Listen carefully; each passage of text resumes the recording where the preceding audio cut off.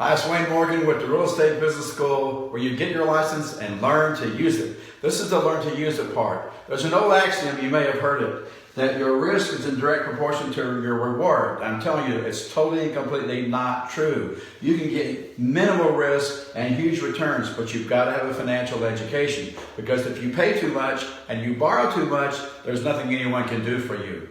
If you know what a cash-on-cash return is, an internal rate of return, a gross rent multiplier, and a cap rate, and other terms and how they work, then what happens is you mitigate your risk by getting huge rewards. If you want to know more, come to our class, Annual Property Operating Data Form Part 2, and we will show you unequivocally in really simple terms how to take these measurements, minimize your risk, maximize your return. See you in class.